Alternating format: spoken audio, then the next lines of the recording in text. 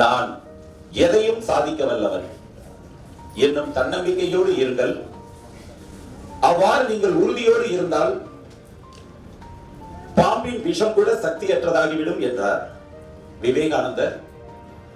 மலையை பார்த்து மறைத்து விடாதே, அந்த மலையின் மீது ஏன் நின்றால் அதுவும் உனது காலுக்கு அடியில்தான் என்றார் அப்துல் கலாம். உன் கைகளை நீயும் ஒளியாக்கு, உலகை அழகு சிலையாக்கு, நிலவை கடந்த தேசம் தொடு, ஒளியை விஞ்சிய வேகமெடு என்ற நான் படித்த நம்பிக்கை வரிகளோடு ஒரு புல்முனை அளவு தீப்பொறி கிடைத்தாலும் பூமிக்கு ஒளியூட்டுவேன், சிறு நெல்மணி அளவு தானியம் கிடைத்தாலும் அதையே விளைவாக்கி நிலமக்கள் போசி போக்குவேன் என்ற எனது ஆசான் பொன்னடியாரின் வைர வரிகளோடு, மனமே பதட்டம் அடையாதே, மெல்ல மெல்லத்தான் எல்லாம் நடக்கும். தோட்டக்காரன் 100 குடம் நீர் ஊற்றினாலும் பருவம் வந்தால்தான் பழுக்கும். மனமே பதட்டமடையாதே என்கின்ற கபீர்தாசரின் நல்ல சிந்தனையோடு இன்றைய நூல் வெளியீட்டு விழாவிற்கு வருகை புரிந்துள்ள உங்கள் அனைவரின் பொற்பாதங்களுக்கும் முதற்கண் எனது வணக்கங்களையும் வாழ்த்துகளையும் உங்களின் கரவொலியின் வழியே சமர்ப்பிக்கின்றேன். நாம் தொலைக்காட்சி தொடர் பார்க்கும் ஒவ்வொரு அரை மணி நேரமும் ஏதேனும் ஒரு நல்ல புத்தகம் தற்கொலை செய்து கொள்கிறது என்ற ஒரு வாசகம் படித்தேன்.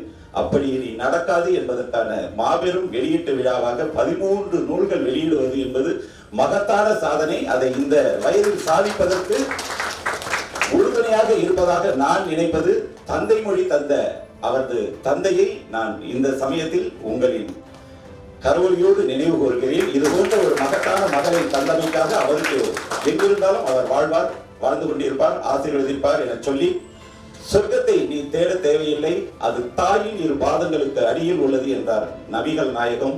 நாம் எத்தனை தவறுகள் செய்தாலும் மன்னிப்பை மட்டுமே தண்டனையாக தரும் ஒரே நீதி தேவதை தாய் மட்டுமே என்றார் அன்னை தெரசா. அப்படி ஒரு தாயாக, தோழியாக அவரோட தோளோடு தோள் நிற்கும் அவரது அன்னையருக்கு உங்களின் மகத்தான கரவொலியை எழுப்புங்கள். அன்பில் நம்பிக்கை வைப்போம், அது துயரில் கொண்டு போய் விட்டாலும் பரவாயில்லை, இதய கதவுகளை மட்டும் மூட வேண்டாம் என்றார் ரவீந்திரநாத் தாகூர்.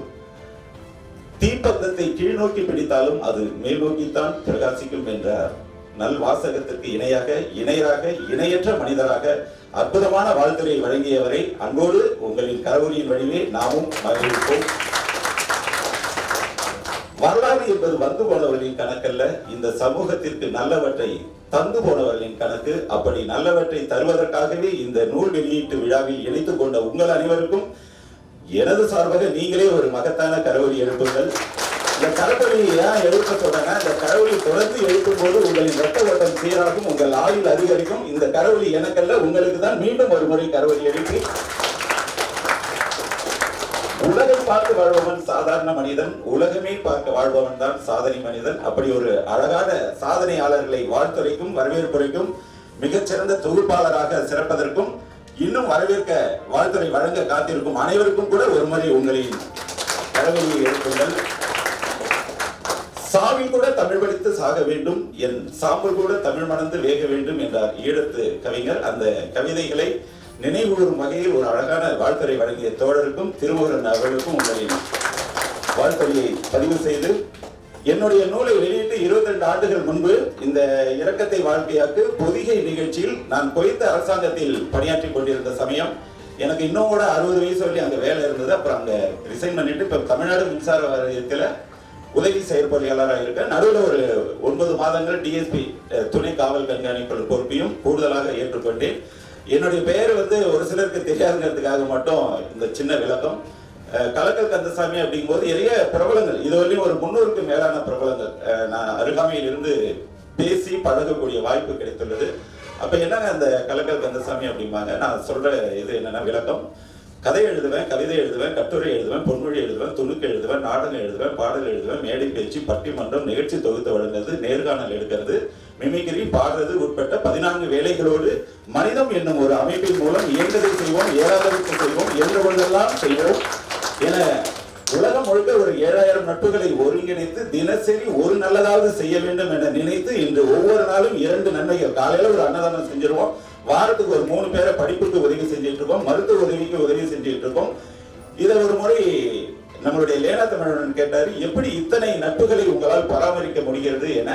அப்ப நான் சொன்னேன், எந்த தனிநபரிடத்திலும் எந்த எதிர்பார்ப்பையும் நான் வளர்த்துக் கொள்வதில்லை, புறம் பேசுவதில்லை, நேர்மறையாக மட்டும்தான் பேசுவேன்.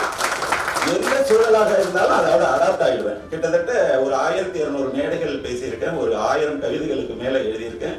ஆனால் 100க்கும் மேலான எழுத்தாளர்கள் உருவாவதற்கு களம் அமைத்து கொடுத்து அவர்களுக்கு வாய்ப்பினை உருவாக்கி கொடுத்ததை பெருமிதமாக நினைக்கிறேன்.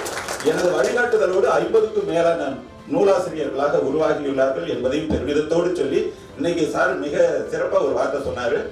இன்றைக்கு நூல் வெளியிடுவது ஒரு எளிமையான காரியம். ஆனா நான் 20 வருஷம் முன்னாடி குவைத்தில் இருக்கும்போது தமிழ் பாண்டு கூட கிடைக்காது. நான் இருந்தது ஈராக் பார்டர், அந்த சைடு ஈரான் இருக்கும், இந்த சைடு ஈராக் இருக்கும். அந்த மலையில ஒரு அரபு தேசத்துல நாங்க சிட்டியை பார்க்கறதுக்கு 60-70 கிலோமீட்டர் தள்ளி தான் நாங்க பில்டிங்கே இருக்கோம். எங்க பவர்ஸ் அவ்வளோ எண்டில் இருக்கும் பொழுது அப்ப நாங்க எழுதி பதிப்பகத்துக்கு மேன்ஸ்கிரிப்டா கொடுத்து அந்த ப்ரூஃபை யாராவது லீவுக்கு வரும்போது, ஏன்னா கொரியர் செலவு ஃபாரினுக்கு வரதெல்லாம் ரொம்ப கஷ்டம் செலவு அப்படிங்கிறதுனால, ஒரு நூலை நான் எழுதுனது 20 வருஷம் ஆச்சுன்னா இந்த நூலை வெளியிட திட்டமிட்டு நூல் வெளியிட 1 வருடம் ஆச்சு. இன்னைக்கு ஒரே மாதத்தில் மிக அழகாக நேர்த்தியாக இந்த தலைப்பு நான் நிச்சயமா சொல்லணும். நீங்க எல்லா புத்தகத்தையும் பாருங்க, ஏதோ பார்த்தது மாதிரி நிறைய புத்தகங்கள் இருப்பாங்க. இதுல ஒவ்வொரு தலைப்பும், குறிப்பா இந்த யாழதிகாரம், மனச்சாரம், அரி தெளி, இந்த அழலொலிலாம் நான் உண்மையிலேயே நான் இன்னைக்குதான் முதல் முறையா அந்த வார்த்தையை கேட்கிறேன். மிக சிறப்பான எல்லாமே. நீங்க தாய்ப்பால் வசம், சிறைப்பட்ட சிறைகள் கூட அதன் முன்ன பின்ன ஏதோ ஒரு தலைப்பை நீங்களும் இணைந்து இருப்பீங்க. ஆனா மற்ற எல்லா தலைப்புகளும், ரதி அழகி எல்லாமே பார்த்தீங்கன்னா மிக அற்புதமான தலைப்புகள். நான் அதே சந்தேகம் தான் இருந்தது. இது ஏன்னா பதிப்பகம் வந்து இப்ப நான் முதல் புத்தகம் வந்து இரக்கத்தை வாழ்க்கையாக்க இருந்தாலும் அதுக்கு நான் சுகமான சோகங்கள் தான் எழுதியிருந்தேன். அப்ப மணிமேலை பிரசுரத்துல கேட்டாங்க, ரவி தமிழனையா முதல் புத்தகத்திலேயே சோகம்னு தலைப்புல வைக்கிறீங்க, மாற்று தலைப்பு கொடுங்கன்னாங்க. அப்பதான் எனக்கு தெரியும், ஒரு பதிப்பகத்துக்கு ஒரு தலைப்பு பத்தாது, 4 தலைப்புகள் நாம கொடுக்கணும். அதுல ஏதேனும் ஒரு தலைப்பை தான் அவங்க தேர்வு செய்வாங்க. ஆனா நல்ல வேளை இவங்க எல்லாருக்கும் நீங்க விரும்பிய தலைப்பை கேட்டோ அல்லது அது சிறிய மாறுதல் செய்தோ உங்களுடைய மனதில் இருக்கக்கூடிய தலைப்பை புத்தகமாக்கிய பெருமை அவர்களுக்கும் ஒரு மீண்டும் ஒரு தகவலை எடுக்கலாம். சரி, நம்ம ஒரு 1000 கவிதை சொல்ல முடியும். நேர மேலாண்மை முக்கியம் அப்படிங்கிறது தெரிஞ்சு நான் எழுதிய ஒரே ஒரு கவிதை சாபத்தை வரமாக்கு. அந்த தலைப்பே எதுக்குன்னா, எதிர்மறை சிந்தனை உள்ளவர்களை கூட உங்களுடைய அணுகுமுறையால் நேர்மறை சிந்தனையாய் உள்ளவர்களாக மாற்ற முடியும். என்னுடைய தலைப்புகளே நேர்மறை சிந்தனையோடு மட்டும்தான் வச்சிருப்பேன். இரக்கத்தை வாழ்க்கையாக்கு. அந்த புத்தகத்துக்கு அணிந்துரை கொடுத்தது பாரதிதாசனுடைய சீடர் பொன்னடியார். அந்த நூலை வெளியிட்டது மினிஸ்ட்ரி ஆஃப் எனர்ஜியோடைய செக்ஷன் 8 கோயத்தில். அதை பெற்றுக்கொண்டது ஏர் இந்தியா மேனேஜர். 2வது புத்தகம் மனிதத்தை மதமாக்கு. நாம எந்த மதத்தை சார்ந்தவர்களாக இருந்தாலும் மனிதநேயம் என்னும் ஒற்றை கொடையில் ஒற்றை மதத்தோடு இருக்க வேண்டும் என்பதற்காக எழுதப்பட்ட தலைப்பு. அந்த புத்தகத்தை வெளியிட்டவர் நம்மளுடைய பெரிசுடன் ஐயா வெளியிட்டாங்க. அந்த நூலிற்கு அணிந்துரை கொடுத்தது நம்மளுடைய நிறைய அவர் முன்னாள் அரசவைக்கு முத்துலிங்கம் ஐயா, முன்னாள் மேலவை உறுப்பினர். அத்தகைய ஆளுமை மிக்க ஒரு பண்பு உள்ளவர். 3வது புத்தகத்தை வெளியிட்டது பாக்கியராஜ் அவர்களும் பூர்ணிமா பாக்கியராஜ் அவர்களும் வெளியிட்டார்கள். அதே நூலினார் இப்போ 7ஆம் பதிப்புக்கும் போன ஞாயிற்றுக்கிழமை நீதியரசர் கணேசன் ஐயா வெளியிட்டார்கள். அதிலிருந்து ஒரு கவிதை உங்கள் அனைவருக்கும் இந்த சமயத்தில் பதிவு செய்கிறேன். இன்னைக்கு இருக்கக்கூடிய எல்லா சமூக அவலங்களுக்கும் மூலமாக அமைந்தது கல்வி சூழலில் ஏற்பட்ட மாற்றம் தான் என்பதை 22 ஆண்டுகளுக்கு முன்பு நான் எழுதிய கவிதை உங்கள் கண்களை மூடினால் அப்படியே உங்களின் மனதில் பதியும். நேற்று இன்று நாளை என்பது அந்த கவிதையின் தலைப்பு. நேற்றைய கல்வி சூழலில் 6 வயதில் பள்ளிக்கு சென்று அருந்தமிழை அள்ளி பருகி சுகமாய் அன்னை மடியில் தஞ்சமாகி அன்பினாலே வளர்ந்தனர். இப்ப இருக்கிற கல்வி சூழல்ல 3 வயதில் கல்விக்கு சென்று மூளை நோக கல்வி பயின்று நல் மூத்தோர் ஆதரவும் இல்லாமல் மூளையிலே கிடைக்கின்றனர். நாளைய கல்வி சூழலில் கற்பத்திலேயே கல்வி பயின்று கணினி மூலம் தேர்வும் பெற்று வளர்ந்தவின் காசை மட்டும் சேர்த்து இருப்பர், உயிர் காத்தவரை மறந்திருப்பர் என நான் ஆதங்கத்தோடு எழுதிய கவிதை உங்கள் இதயங்களை தொட்டிருந்தால் ஒரு கவிதையை எழுப்புங்கள்.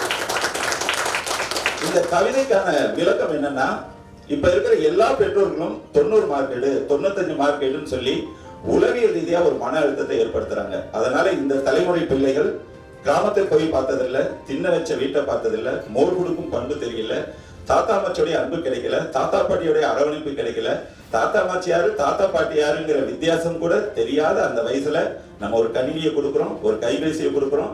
அது ஒரு வேதியியல் மாற்றத்தை ஏற்படுத்துது. அதையும் தாண்டி நம்ம கொடுக்குற டார்ச்சரையும் நம்ம வைக்கிற டியூஷன்லயும் அந்த பிள்ளைங்க நல்லா படிச்சு நல்ல பள்ளிக்கூடமும் அதனால ஒரு நல்ல கல்லூரியும், அந்த நல்ல கல்லூரி கிடைத்ததுனால ஒரு 2-3 வருஷம் கழிச்சு கேம்பஸ் கிடைச்சு, அதுல இருந்து 2-3 வருஷம் கழிச்சு ஒரு யுஎஸ் அமெரிக்கா மாதிரி ஒரு நாட்டில் போய் பணியேற்பு செய்வாங்க. ஆனால் இங்க அப்பா அம்மா வந்து ஒரு ஆசிரமத்தில் இருக்கக்கூடிய சூழல் இருக்கலாம், இல்லைன்னா பையன் வந்து அரபு தேசத்துல இருப்பாரு. இங்க பாத்தீங்கன்னா அப்பா அம்மா சாப்பிட்டாங்களா, மருந்து மாத்திரை சாப்பிட்டாங்களா, அவங்க வந்து கதவை சாத்தினாங்களான்னு கேட்க கூட ஒரு நாதியற்ற சூழலில் அவங்களுடைய முதுமை போய்கொண்டு இருக்கிறது என்பதை ஒரு ஆதங்கத்தோடு பதிவு செய்தேன். அப்படி இல்லாமல் இருக்க வேண்டும் என்றால் நிறைய புத்தகங்கள் வர வேண்டும், வாசிப்பு திறன் வர வேண்டும். அந்த வாசிப்பு உங்கள் வாழ்க்கையை நேசிக்க வைக்கும் என்பதையும் சொல்லி, ஒரு பெற்றோர்கள் ஒரு ஆதங்கத்தோடு தன்னுடைய மகன்கிட்ட பேச நினைக்கிறாங்க. அந்த மகனால் நேரம் ஒதுக்கவே முடியவில்லை. பொருளாதார தேடலில் ஓடிக்கொண்டே இருக்கும் அந்த மகன் ஒருவேளை நேரம் கிடைக்கும் போது நான் ஒரு மனுவா கொடுக்கிறேன். நீங்க கலெக்டர்கிட்ட மனு கொடுத்து பார்த்திருப்பீங்க, மினிஸ்டர்கிட்ட கொடுத்திருப்பாங்க. ஒருவேளை அப்பா அம்மா மகனிடமே மனு கொடுத்தால் எப்படி இருக்கும் என்கின்ற ஒரே ஒரு கவிதை என்னுடைய, ஏன்னா இங்க இரக்கத்தை வாழ்க்கையாக இருக்கு, அதனால என்னுடைய சாபத்தை வரமாக்கு புத்தகத்தில் வந்த ஒரு கவிதையை சொன்னேன். இப்பொழுது என்னுடைய இரக்கத்தை வாழ்க்கையாக என்ற மனிதத்தை மதமாக்க என்ற கவிதையில் வந்த ஒரு கவிதை உங்களின் பார்வைக்கும் பரிசீலனைக்கும். கவிதையின் தலைப்பு மகனுக்கு மனு, நூலின் பெயர் மனிதத்தை மதமாக்கு. மகனே, உன்னை நினைக்கையிலே மருகி போகும் சிந்தையிலே கலங்கம் இல்லா நல்வாழ்வை காணும் காலம் கொடுப்பாயா, கவனம் சிதைந்த காலத்திலும் காணும் கண்ணாய் இருப்பாயா, சஞ்சலம் எம்முன் வரும்போது சாந்தமாய் எங்களை கவர்வாயா, கர்வம் எங்களை சூழ்ந்தாலும் கவனமாய் எங்களை காப்பாயா, புத்தி கெட்டு பேசினாலும் பொறுமையாய் எங்களை பார்ப்பாயா, துன்பம் நெருங்கும் வேளையிலே துடுப்பாய் நீயும் இருப்பாயா, கவலை சூழும் காலத்திலும் கவனத்தில் எங்களை வைப்பாயா, முதுமை கோட்டை தொடும்போது முட்டு கொடுக்க வருவாயா, எல்லாம் உனக்கு தந்தோமே எங்களை மீட்டு தருவாயா, பயணம் செல்லும் காலம் வரை பாதை காட்ட வருவாயா, முதியோர் இல்லம் சேர்க்காமல் முறையாய் சிவனடி சேர்ப்பாயா என்கின்ற பெற்றோர்களின் ஆதங்கத்தை உங்கள் இதயங்களில் பதியமிட்டு இது போன்ற ஒரு நல்ல நூல் வெளியீட்டு விழாவில் கலந்து கொண்ட மகிழ்வோடு ஒரு முக்கியமான செய்தி, எங்களுடைய மணிமேகலை பிரசமும் நானும் நிறைய இணைந்து ஒரு 13 ஆண்டுகளாக சிறந்த எழுத்தாளர்களுக்கு அவங்க ஹபீப் அறக்கட்டளைன்னு சொல்லி ஒலிம்பிக் ஆர்ட்ஸ் உங்களுக்கு எல்லாம் தெரிஞ்சிருக்கும், அந்த நிறுவனமும் நம்மளும் சேர்ந்து ஆண்டுதோறும் எழுத்தாளர்களுக்கு சிறந்த எழுத்தாளர்களுக்கு பரிசு கொடுப்போம். அந்த வகையில் இந்த ஆண்டின் சிறந்த எழுத்தாளர்களில் ஒருவராக மணிமேகலை பிரசுரத்தின் சார்பாக 10,000 ரூபாய் அன்பளிப்பை பெற்ற மேகலட்சுமி கவிஞர் அவர்களுக்கு உங்களின் முழுமையான கரவொலி எழுதி அந்த நிகழ்வின் போது